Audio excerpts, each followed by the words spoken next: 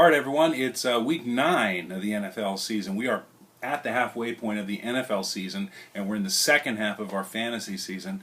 Welcome to the Family Beatdown Update Show. Not going to mince words, boy, last weekend was painful for USC fans. That Arizona team would not quit. They had run up 14-point lead, but then USC responded and looked like they were in control of the game. But turnovers and just a very hard-nosed defense on the part of Arizona, playing inspired ball to knock off the number 9 ranked Trojans, did them in 39-36. Lost it in the desert. Ugh. USC drops to number 17 in the BCS rankings and takes on Oregon this week, number 4. So this is the really a tough part of the USC schedule, and they can make something out of their season with the upcoming game with Oregon State, excuse me, and then of course the Fighting Irish, who did a great job in dismantling Oklahoma. 30. What was the final there? 30-13 on Saturday night. Notre Dame moves up to number 3 in the BCS rankings and takes on Pittsburgh this week. I'll tell you though, as disheartening as last weekend was, in my mind it just formulates my conspiracy theory even more that what we have is a perfect storm coming into the November 24th date where your Fighting Irish come out here to Los Angeles. USC is going to be stoked for that game. That is USC season. Look at it that way. That is USC season. So good luck with Pitt and your remaining games, but my eyes are set on November 24th for the Notre Dame game. Oregon is a great team. Oregon has got team speed like you would not believe. If you haven't had a chance to see them this year, take a look at them because they could be playing for the BCS title this year. DeAnthony Thomas, watch out. That kid has just got nothing but speed. All right, so taking a look at our league, I went 3-3 again, Mr. Consistency here. 3-3 last week, 3-3 this week. I now stand 28-19 on the season. That's 59.5%. That'd be about a D- if I were a student. So nothing's changed much, I might add. But taking a look at our league, Smell This had enough to beat Invincibles 124-93. Grandpa gave up Jamal Charles. I don't know why, but I picked him up and used him against him. And Grandpa, I will trade you back Jamal Charles. I'll get around to it. But certain household names like that you just don't release no matter what. Anyway, we'll talk. The Rednecks beat Show Me Them TDs 118-85. Show Me Them TDs, very slow start, very slow point production. But she did cover everybody. It just looked like Rednecks had more to it. Actually, I see what happened with Show Me Them TDs. Eli Manning, who had 17.5 points as the Giants win 29-24, but Eli did not have a great day. Rednecks was playing below average as well, but still had enough to win. Taking a look at our closest game of the week was the Decepticons versus Blue and Gold. Decepticons win that game, 146-141.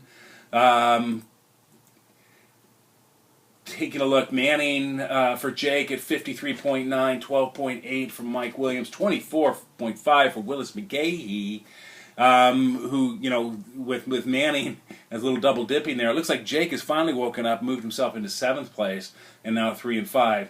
Decepticons needed the win to improve to 5-3. Bears 6 versus Beehole Wreckers. Alex did not deserve to win this game. He left 2 positions open, yet he won with a pretty impressive point total based on 46 from Matt Ryan and 31.6 from Rob Gronkowski and 38.4 from Doug Martin. Michael, on the other hand, left C.J. Spiller on bye, Houston defense on bye, and decided to only play with 1 running back. Guys, come on. Fill out those rosters. Enough already. You're driving me crazy over here. And then Mighty Mullets against Blood, Sweat, and Beer. Tyson had to scrap together to score 61 points. Ended up losing 176.2 to 61 for the ass whooping of the weekend. Lost by 110 points. Got decent production out of Michael Vick, but Ray Rice was on bye. Got 0 out of Fred Davis, who's on injured reserve. That's what the IR stands for. Baltimore defense on bye. You guys are not going to win games. Not even going to come close to winning games leaving on bye. And in our dreaded game of the week, The MudDawgs continue their march to infamy with a 134.1 to 65.9 smackdown of Mama of Four Boldens. Rick Menser now at 8-0, and Veronica struggling along at 2-6. Taking a look at our league standings in the Cardinal Division and leading the overall league, Rick Menser's MudDawgs at 8-0, having scored 1,329 points so far this year, leading in all statistical categories that matter, wins and points for. Number 2 is Smell This at 7-1 with 1,077 points. Then followed by, in this order, the Rednecks at 6-2, the Decepticons at 5-3, Blood, Sweat, and Beer at 3-5, and Gerard Invincibles at 3-5. Those are your playoff teams if we were to start today. There's still plenty of movement to be had. Show Me Them TD sitting at number 8. Beehole Wreckers sitting at number 9. All of these teams could make a run into the playoffs and knock out some of those other lower echelon playoff teams. Grandpa at 3-5 is just hanging on. Needs some wins in order to be playoff eligible. Now, let's take a look at week number 9. Oh, before we do, let's mention that this week's Thursday night game is Kansas City versus San Diego. And the bye weeks are the St. Louis Rams, the New England Patriots, the New York Football Jets, the New York Jets, and the San Francisco Niners. That is who's on bye this week. All right. Taking a look at our matchups, I get Blood, Sweat, and Beer. Danny is hot, having won recently, but Smell This has RG3 against Carolina, Julio Jones against Dallas, and they got a terrible defense. All they need to do is cover for a kicker. Easy peasy. Blood, Sweat, and Beer, Matthew Stafford against Jacksonville, and Darren McFadden against Tampa Bay, Jonathan Stewart against Washington. Given the pick to Smell This, it looks on paper to be 134-124, but I'll get me a kicker in there. I'll pick up those extra 10 points. I got you, Danny Menser. I got you. I moved to 8-1 is what I'm going to say. All right. Gerard Invincibles versus the Mighty Mullets. This is Grandpa versus Tyson. On paper, it's 102-92. Lots of holes all the way around. Brandon Lloyd and Sean Green and New York Jets defense for Grandpa, but Tyson looks like he's in good shape. I'm going to give the win to Tyson because I think he's got all his players accounted for this weekend. He's going to put up some pointage. The Rednecks versus Mama of Four Boldens. This is Dawn versus Veronica. 109-74 is what it looks like right now. Good lineup for Dawn with only her San Francisco Niners on defense on bye. Mama of Four Boldens just needs to come up with a plausible refill for Jeremy Curley, as if there is such a thing. But she could have a full lineup, but still very undermanned. I'm giving the nod to the Rednecks, who I think is about to make her annual playoff runnage. Blue and Gold versus the Beehole Wreckers. This is Alex versus Jacob. I had to think on it for a second, but Alex has got Gronkowski in his 37 points or whatever on bye. Otherwise, Matty Ryan against Dallas, projected to go 42. I think he does better. Arian Foster against Buffalo, projected to go 30. I predict he goes better. But for Jacob, Peyton Manning against Cincinnati, that's a tough defense. Denarius Moore against Tampa Bay, but Willis McGay, he's got the double dipping. 118-124 on paper in favor of Beehole Wreckers. This is 2, 3, and 5 teams. I'm going Beehole Wreckers. Don't let me down, Al. Don't let me down. Jake's in the playoff contention right now. Let's see you guys do a little flippy flop right there.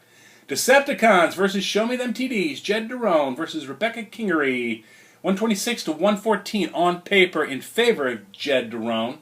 Andy Dalton getting a nod for Denver with Jordy Nelson, Andre Johnson, and Marshawn Lynch. Marshawn Lynch against Minnesota. On Rebecca's side of the coin, Eli has to take on Pittsburgh. Hey.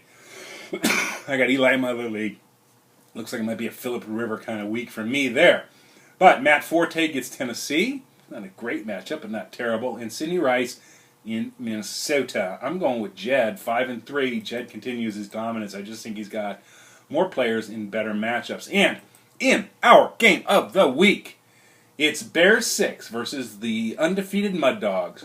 95.7 to 144.8 for Mr. Menser. Wes Welker's on bye, but Rick will cover up for that. Michael hasn't touched his team in about 4 weeks, but the way the cookie crumbles, he still has that open running back position, and Brandon Gibson and Steven Goskowski are on bye. Michael will not touch his team this week. Rick will cruise to 9-0, setting up the matchup in Week 9. Let's just see who Rick's Week 9 opponent is right quick. While we do that, let me remind you that, again, on bye are the St. Louis Falcons, St. Louis Rams, the New England Patriots, the New York Jets, and the San Francisco Niners. Thursday night game is Kansas City at San Diego. And Rick's Week 9 opponent, just looking down the road a little bit, Week 10 opponent, looking down the road a little bit, is Show Me Them TD. So Rebecca, save your energy. You're going to be your turn next. You're our next great hope of knocking off this undefeated, highfalutin Rick Menser. All right, everybody, that's it for this week. Have a good week. See you next time.